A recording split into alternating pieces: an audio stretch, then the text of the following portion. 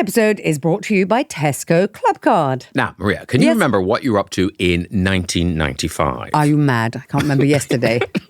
1995 is a long time ago. I know, Graham. I think I would have been doing stand-up then, I think.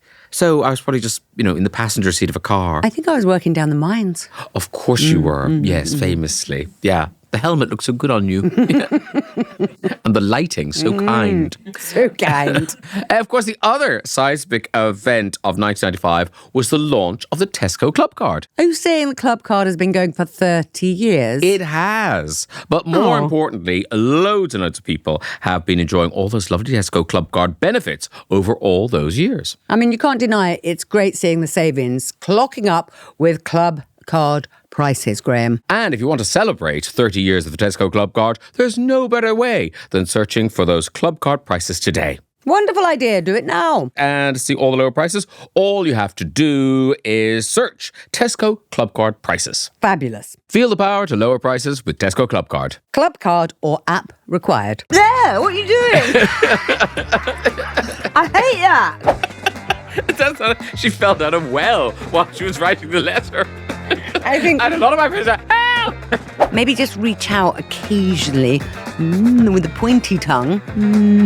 I'm so sorry this is a Viz pod. Hello and welcome to Wanging On with Graham and Maria. I am Graham, that Maria. And Maria. And well done. We have the puppy, little Raffy, toy poodle, with us today. But he doesn't wang. He does do a little bit of barking Light sometimes. on the wang. Now, Graham, I feel that things have run amok of late because I haven't asked you. You had shoulder surgery only a moment ago, and I know that you could only lift your arm up to sort of about shoulder height a little while ago. Like a minute ago. I doubt I'll be able to do it anymore now. I'm here to ask you. I am doing physio. No, that's what I wanted to ask you. Is the physio helping you to get it up to here? Get it up. Whoa. Yeah. She's moving her hand, ladies and gentlemen. She's moving her arm. And I said getting up. The physio does not help me do that, no. I'm very unprofessional. Multitasking physio. Very good. Here's the thing. I don't mind the physio. Yes. Because I feel like that's doing me some good. Well, it's necessary. But if someone tries to massage me, I will elbow them in the face. Do you know, I am with you on the massage. It's so annoying. Yeah, I do too. And people love it. I feel slightly that... I don't like to be massaged unless I'm having sex with that person, and they don't always like that. Often there's complaints at reception. I've been banned from many a health club. Keep your paper knickers on. But I do quite like a bit of acupuncture. Ooh. Have you ever had that? I've never done that. Now I'm interested. Are you? What was wrong with you?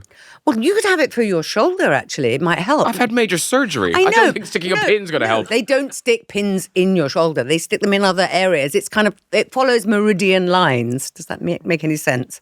No, I don't. It used to be an ITV franchise, but I'm not sure it's a medical term. Meridians. It follows certain meridians in your body that correlate with areas. I don't know what I'm talking about, do I? What's that thing? Oh, yeah, we're not experts. Yeah, that's right. On anything. Even though we're going to talk about it. Did you feel the acupuncture doing something, or was it all in your mind? No, I did feel it doing it. I did feel. And, you think, that's going to be out. It's not ouchy at all. It's teeny, and it's subcutaneous, and they're teeny little things. And I can't remember what I went for. I think it was an injury, but I did feel much better afterwards. I remember. When you say it was all in your mind, you sound very sceptical. No. I shared a flat years ago. Did you? Yes, with a woman and she was going to the school of acupuncture, and she was filthy. And I just thought, I'd never go to you. Did she want to practice on you? No!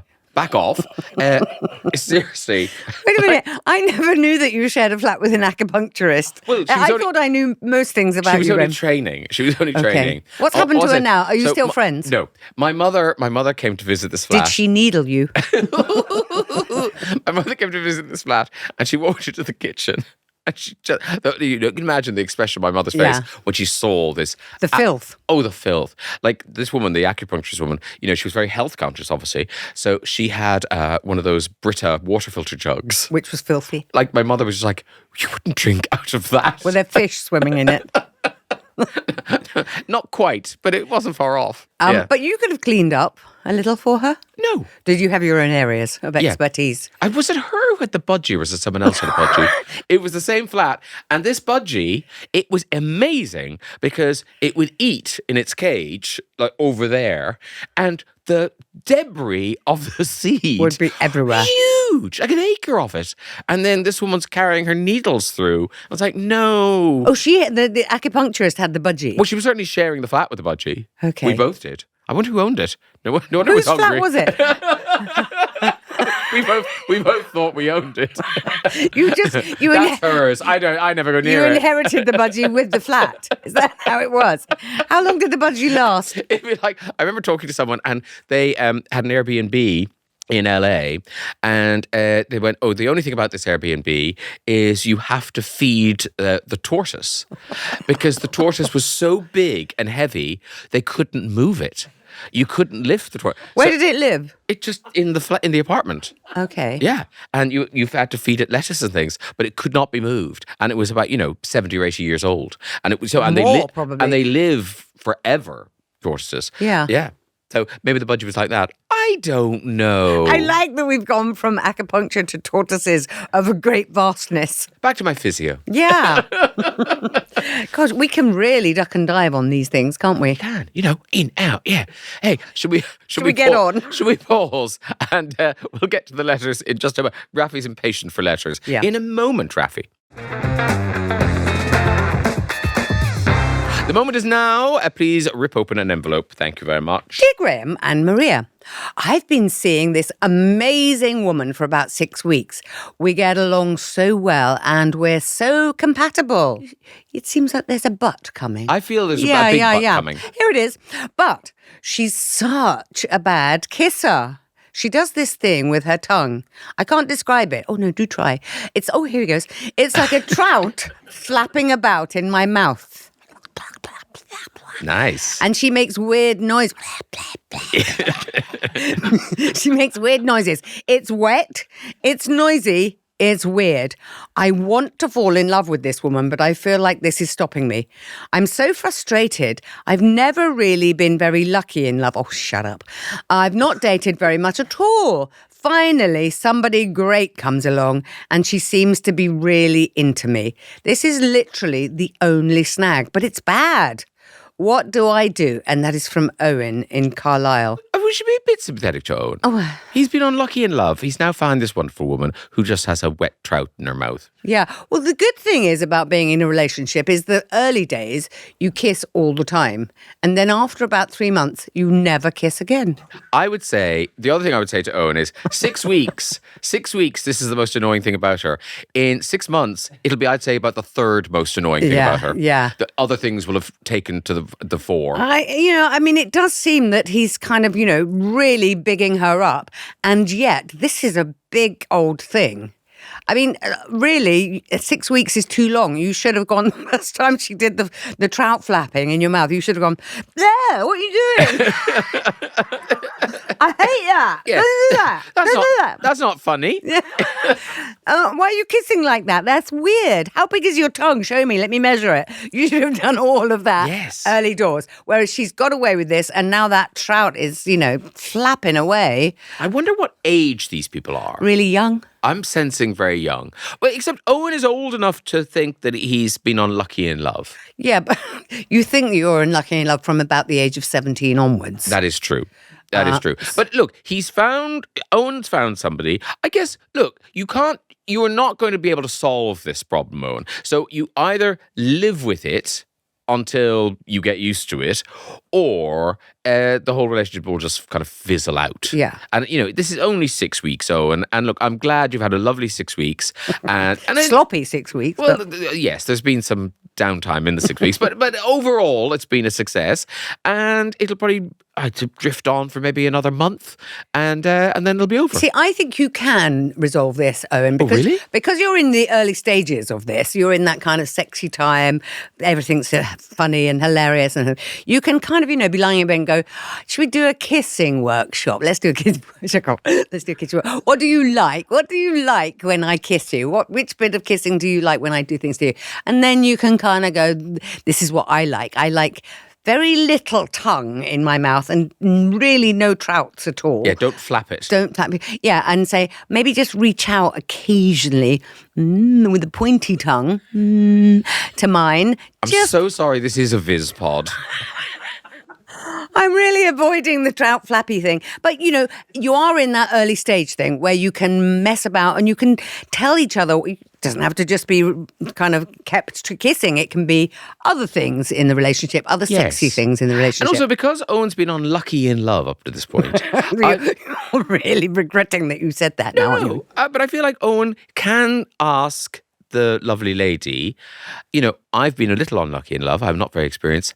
How is my kissing? Yes, good. Because, you see, now you're on my page. Well, because there might be something wrong with Owen's kissing to provoke the flapping. Yeah, she's trying to stop you. Yeah, maybe she's trying to get you out of your mouth. It looks like,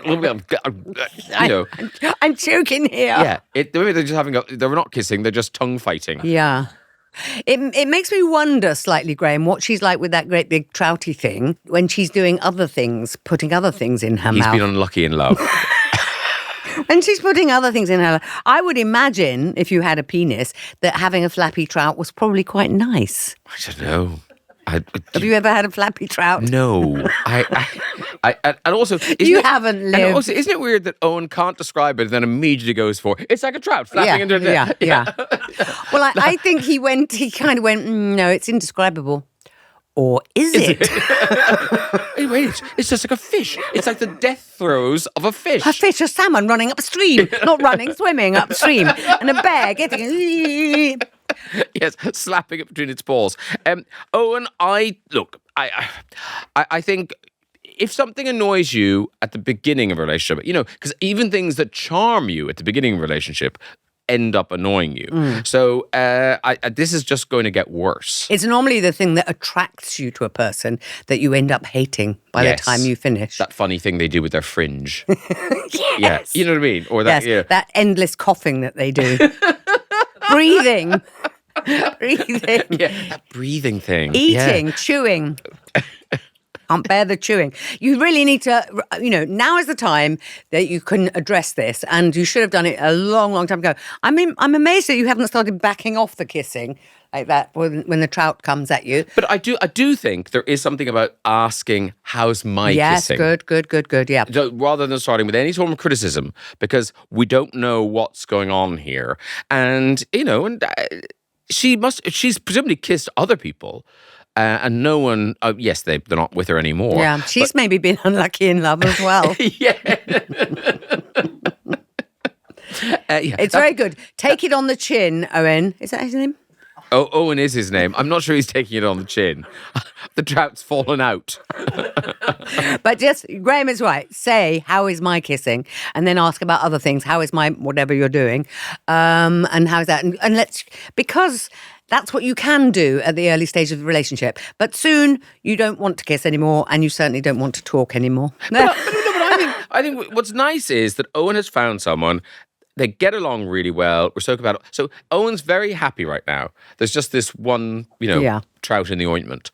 And I don't know whether it's a deal breaker. Look, as you know, dear listeners, if you want to get in touch, you email us, wangingon@listen.co.uk. That is the email you use if you'd like to see the problems a tad early and stick your oar in. These people have done that. What do they have to say? Stick your oar in. We don't need an oar in the mix with this round. Craig says, before you and your partner do more tongue wrestling, I suggest either or both of you eat some pickled onion-flavoured Monster Munch. Ooh, that's a nice idea. Love a Monster Munch. Lovely. The taste sensation you get from it is like super glue. It makes the tongue action much smoother for my liking. Good, Craig. Thank you for that insight into your snogging. That's like a recipe, isn't it? It is. Coat the trout in crushed Monster Munch. Pickled onion, Monster Munch. Of course. That's quite hard to say. Quite a tang. Yeah. That's nice. But a nice crunch as well. Coat the trout. Nigella, you'll be taking this recipe in a moment. Emily. Yes. Emily. Voice note. Yes. Oh! Knock it right on the head. If you haven't learned to kiss by adulthood, it's inexcusable. It doesn't bode well for any future interactions you might have with this individual. And you will say you want to fall in love. Don't force it with trout face. Oh. Emily sounded like she really couldn't be bothered Well, to no, talk do you know to what? us.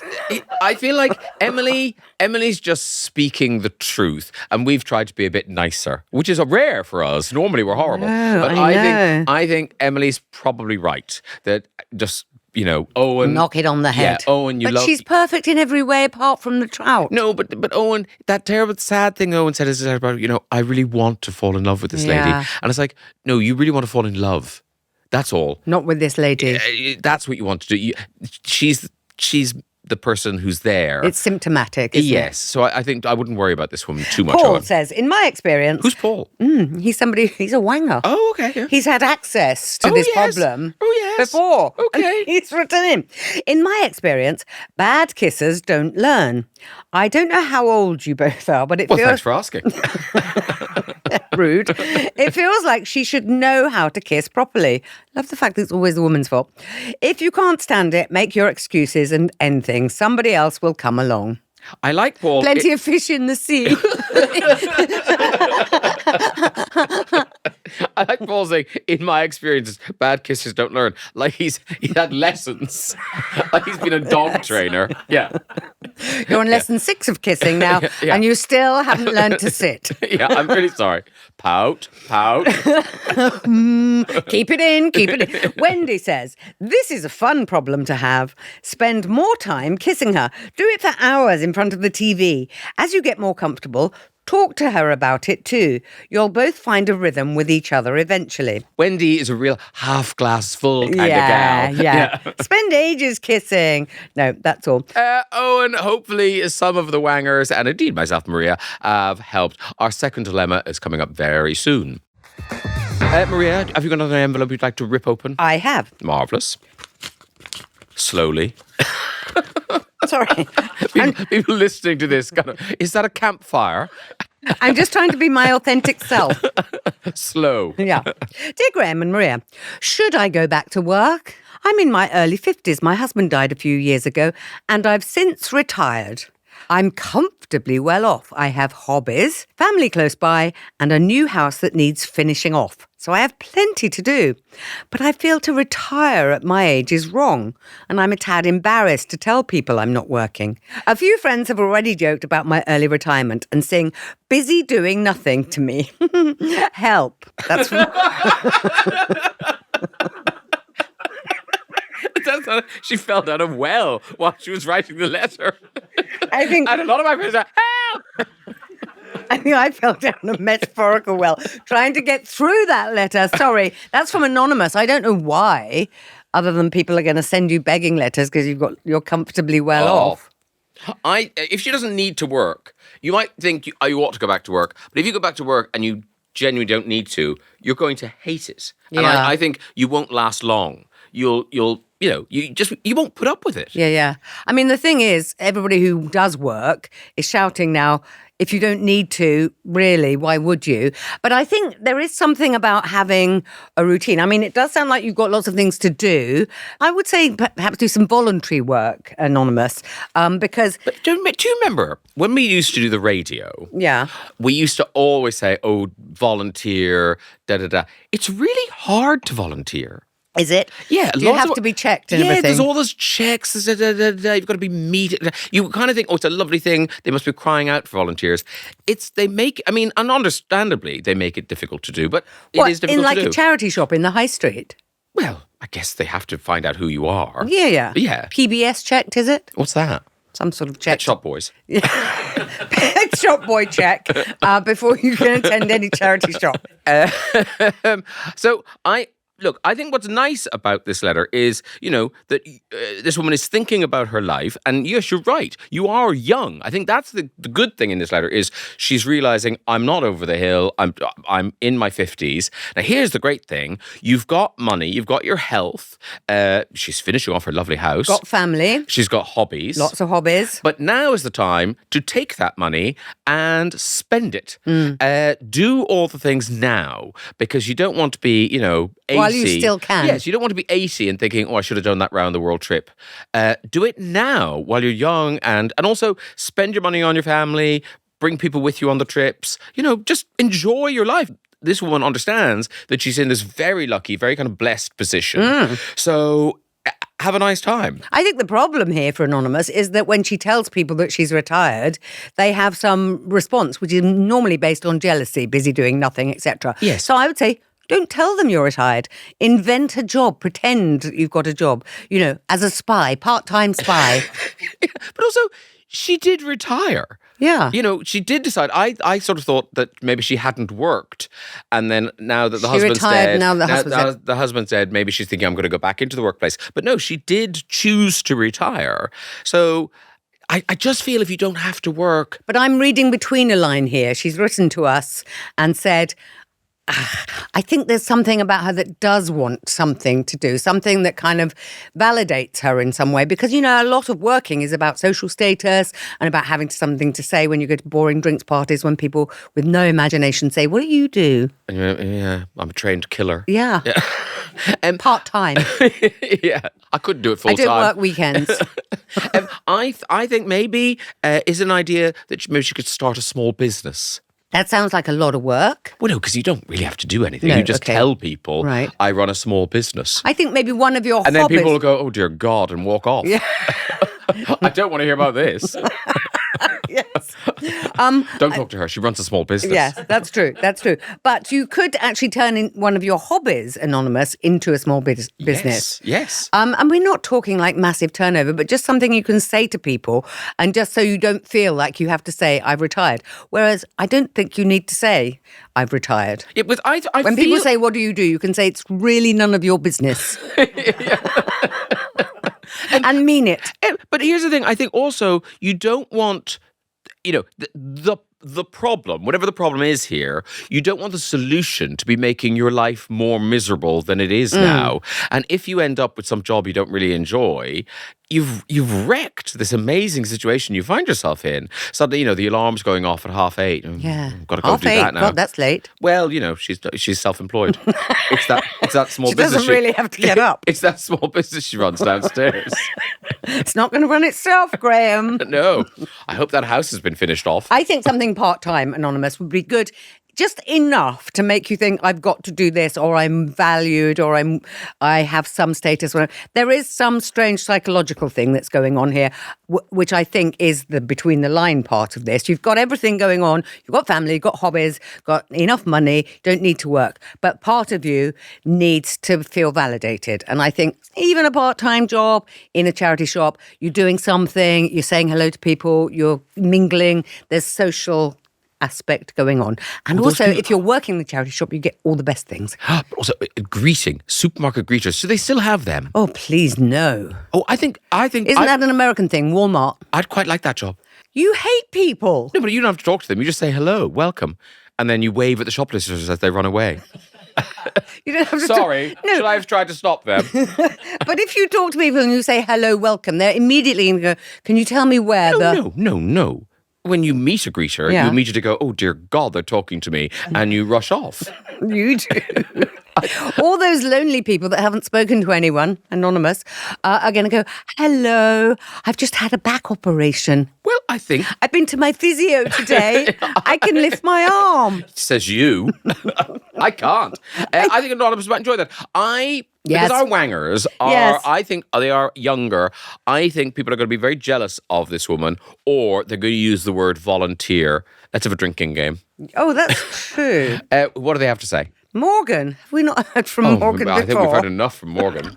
Morgan says, it's a lot of full stops in this. Live your life. I've just babe. remembered something about Yeah. Morgan. Morgan came up with that very good slogan. Bougie Half bougie, half budget. Yeah. Yeah. You liked that, I didn't did. you? I wonder if he's got something for this lady. Well, live your life, babe. It's not as catchy, is No, it? and with a full stop after each word. Oh. You were going to get a T-shirt printed with Morgan's slogan on. I but never don't did think that. You I never did that, no. Live your life, babe. Don't let the haters dictate. You have things to do and you are satisfied. If you are bored, that's different. Don't go back to work unless it's going to be something you'll actually enjoy and that is flexible.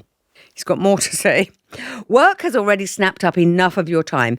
We live in a productivity culture. It's fake. Your worth is not tied to productivity. Relax. Everyone is jealous, even if they pretend to be joking. Viva la retiree. Oh, I might pop that in a T-shirt. Viva la retiree. You know who needs a job? Morgan. Morgan can design a lot of T-shirts. Maybe they could go into business together. Yes, Small business with business. Morgan, designing T-shirts, half bougie, half budget. And when he shows up for work, you go, Guten Morgen. Very good. And then you're laughing till coffee time. The day will fly by. Very good. 10 points for you for Guten Morgen. Zara says, are you actually happy being retired? It doesn't sound like you are. You see, that's what I was hearing as well. Yeah. If you're content, then your friends' jokes wouldn't bother you so much. Quite. I suggest you do something part-time to soothe your own guilt. No guilt, really, here, Zara. But don't blame it on anyone else. Good for you, Zara. Okay, thanks for that, Zara. Susan says, although I didn't retire as early as you have, I had the same feeling of weird guilt when I did. I think it's quite common, but it doesn't last long. Now I've got so much on my plate, I wonder how I ever had time for a job. Oh, Susan. Just Lazy Susan. lazy Susan. The plate's coming round. You're on fire today, Norton. Just throw yourself into retired life and any reservations will soon fade. And finally, Neil says, if your friends think it's so silly for you to be retired, offer to babysit or to accept their deliveries when they're out at work. They'll soon realise having a friend like you with time on their hands is of benefit to them. Are you mad, Neil? The thing is, I think a lot of the wangers, they're younger and they're thinking they will never have a pension or be able to retire. That's so, true. You know, so That is true, though. Yeah, no, it is true. So I think they're really struggling to understand why this woman is finding this a problem. Yeah. That she's managed to do the impossible. Yeah. And retire and They do live say, live though, nicely. about a lot of men. I mean, I know you're anonymous as a woman, but a lot of men, they kind of look forward to retirement and they get a carriage clock when they've finished at the bank or whatever.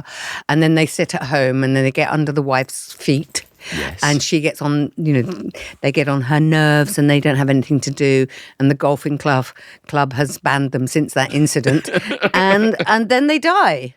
I mean, people die because they kind of have nothing in their lives. So we have to remember that. Yes, I just wanted to put a sort of downer on things. No, but I think let's let me just build it all up again. Yeah, go this on. woman has hobbies, and we say just enjoy your retirement. Or what's that other phrase? Viva la retiree. Viva la retiree. If you Half have bougie, half budget. Sorry, Graham. and if you have a dilemma you'd like myself and Maria to poke with a stick, then do email it in. wangingon@listen.co.uk. Send them in, go on. And that is how someone got in touch with the final segment of the show, Am I Weird? Who have you got, Maria? Yeah, today's has come courtesy of Tim. Oh, yes. Tim's Am I Weird is this. I'm looking forward to this. Yeah, good. Dear Graham and Maria, am I weird that I have a real-life burn book from secondary school that I keep updated? Do you know what that is? I do kind of. Keep going. Okay. It's just an old scrapbook, and when somebody really grinds my gears, I scribble it down. It's immensely satisfying, but it's now nearly 20 years old. I mean, so Burn Book is from Mean Girls. Ah. Okay. And here's the odd thing. I have seen both Mean Girl movies. Yeah. I've seen Mean Girls the musical, and I still don't really know what the Burn Book is. It's I know it's very central to the plot, and I think it's basically You normally fall asleep, though, don't you, Graham? Just I've been that. to the theatre with you many it times. gets dark, it's warm. It's warm. A lot of vodka, and oh look, it's interval time. More vodka, please. You have a vodka on a drip in the theatre. Yeah, IV. IV vod. I just think so. It's basically, I think it's kind of all the scandal, all secrets about people Right. that she let somebody go all the way, or he stole something. They cheated in an exam. It's all that sort of stuff. Yeah. So it's info on people. Yeah, but that does sound sort of like school. I mean, it's 20 years since you left school, and yeah, probably that book is a bit out of date now, but you can still keep it. So presumably then you say, oh, man at work does, stole a paperclip. Like Tim, and this does happen in the film. What happens if somebody finds this book? Like you don't... I think what you've done, you've set yourself up for a disaster, because... Is it a disaster? Well, yes, because someone's going to, at some point, even if when Tim dies, people are at the funeral all being a bit sad, and then somebody finds this burn book and go, well, we're glad he's dead. Well, don't say too many scurrilous things in there, or kind of, actionable things. It's a bit like keeping a diary. Eventually, there's a part of you that wants people to read it. Well, yeah, you either write a diary to be read or to be found after you're dead. Either way, you want it published, I always feel. Well, you certainly want someone to see it. Yeah. I think, so just be very, very careful, Tim, I would say. Because That's not the question he asked, though. Should I be careful? Well, I'm saying am I weird? Yeah, well, I think you are a bit weird. I think it is a childish thing to be doing, and you are no child, Tim. We don't know what Tim is. But it is 20... Well, he's over 20. Yeah, it's 20... this is 20 years old, and I'm thinking... Is there nothing else going on in your life, Tim, that is more pleasure interesting? Out of it. I mean, I get it. People annoy you at work, and you come home and you get your pen and you're going, you Ursula. What about making little wax effigies of them and taking bits of their hair and putting... That's a lovely idea. That's a better thing. And sometimes it works as well if you have the right incantation. And then in about 60 years, one of your relatives can bring it to the Antiques Roadshow. Yeah, and be told it's worth nothing. Yeah. It's a lovely thing to keep, but I'm afraid there's no value in it. Yeah. I mean, because Tim never achieved anything in his life, did he? Yeah. Your Uncle Tim wasted his whole life doing this. It was a great hobby to have. I say burn the burn book, Tim. Yeah, I think, stop making little sculptures. No! No, just as something else to do rather than the burn book. Maybe they might turn out well. Burn the burn book, I'm saying weird. I'm saying weird now. I'm getting a bit harsher on this weird thing. Well, but also they're getting a bit weirder, Yeah. I feel. That it is weird that you're 20 years on, you're still doing this. Yeah. Just keep it in your head. Keep a tally in your head, all the people you've got to kill. Sadly, Yeah. I've got some sad news. Oh my goodness, does that mean we've finished this episode? We're at the end of this episode. Many thanks to all the wangers who gave advice, and thank you for the people who wrote in with their problems. Yes, thank you very much for all your messages. And remember to look at our Instagram at Wanging On if you need any information for getting proper help, because after all, we're not experts. True that, but we will be back next week. Wanging On with Graham and Maria is a Listen production. Also true. Goodbye. Bye.